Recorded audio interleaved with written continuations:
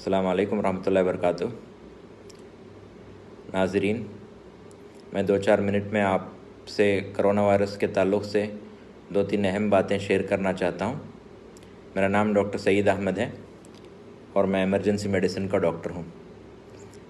आप सब हज़रात को पता है कि 1 साल से ज़ायद वक्त से सारी दुनिया में डॉक्टर्स करोना वायरस के पेशेंट से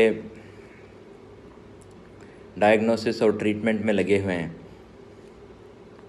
अभी इंडिया में करोना वायरस का सेकेंड वेव चल रहा है और काफ़ी पेशेंट्स बीमार हो रहे हैं।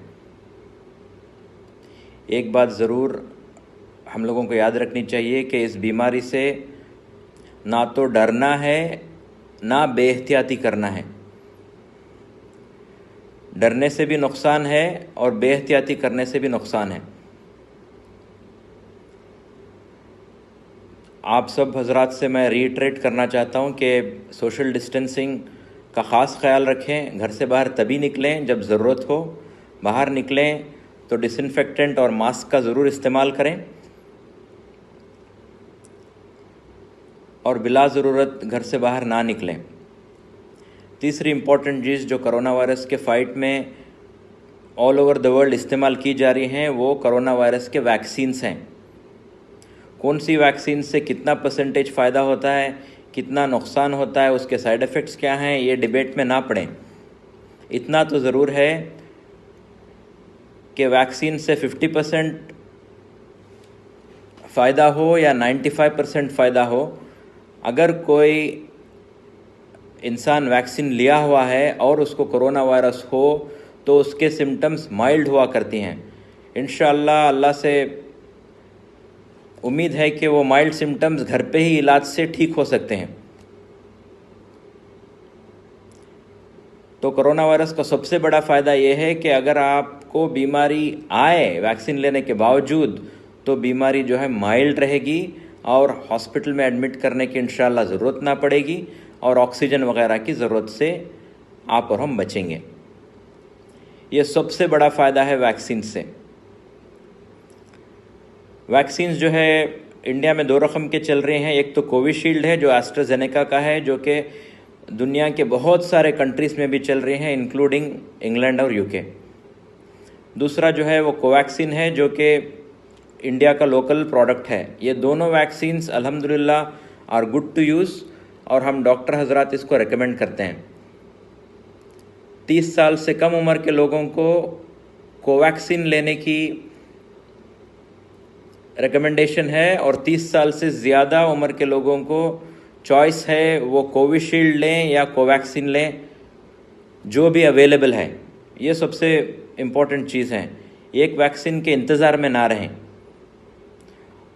वैक्सीन्स का शायद शॉर्टेज हो लेकिन 1-2 हफ्ते में वैक्सीन्स मार्केट में ज़्यादा नंबर्स में आएंगे और इंशाअल्लाह आपके क़रीबी अस्पताल में ज़रूर अवेलेबल होंगे। आपके क़रीबी अस्पताल या क्लिनिक में जहाँ भी वैक्सीनेशन हो वहाँ पे जाके आप वैक्सीनेट करवाएं। ख़ासकर जो बुज़ुर्ग हैं, जो 60 ईयर्स से ज़्यादा उम्र के लोग हैं, जो डायबिटीज़ और आस्थमा और दूसरे बीमारियों का शिकार हैं, उनके लिए तो बहुत ही ज़रूरी है। यंग लोगों के लिए जो भी 18 साल से ज़्यादा उम्र के हैं उनको भी वैक्सीन लेनी चाहिए।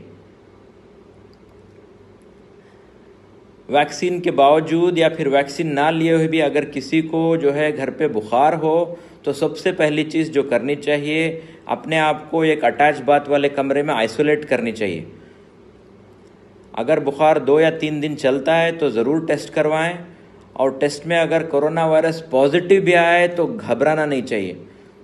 आपकी सबसे पहली जिम्मेदारी है घबराएं ना और दूसरों को फैलाएं ना। अपने कमरे में रहें, अच्छी ग़िज़ा खाएं, कुछ भी जो है ना परहेज़ की ज़रूरत नहीं है और मामूली सा ट्रीटमेंट है पैरासीटामोल और मल्टीविटामिन। बुखार आए तो पैरासीटामोल का इस्तेमाल करें। किसी डॉक्टर से अगर राबिता कर सकते हैं तो फ़ोन पर राबिता करें।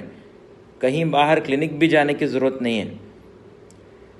हॉस्पिटल जाने की तभी ज़रूरत है जब आपको सांस लेने की तकलीफ़ हो। इसका मतलब यह है कि शायद आपको ऑक्सीजन की ज़रूरत पड़े। ऐसी सूरत में जो है हॉस्पिटल में एडमिट करने की शायद ज़रूरत पड़े और दूसरे दवाइयों की ज़रूरत पड़े, तभी आप हॉस्पिटल को राब्ता करें और राब्ता करके अपॉइंटमेंट लेके तभी जाएं। अगर किसी को सांस की तकलीफ़ ज़्यादा है और वक्त नहीं है हॉस्पिटल को राब्ता करने का, तो एम्बुलेंस को बुलवा कर जो है हॉस्पिटल का हेल्प लें। जिनको सांस की तकलीफ़ नहीं है उनको हॉस्पिटल में जाने की बिल्कुल ज़रूरत नहीं है और अल्लाह के फजल करम से इंशाअल्लाह घर पे ही पूरी रिकवरी होगी। अपने आप का ख्याल रखें, अपने घर वालों का ख्याल रखें, अपने नेबर्स का ख्याल रखें। और जैसे मैंने कहा कि कोरोना वायरस से ना तो घबराएं ना बेहतियाती करें।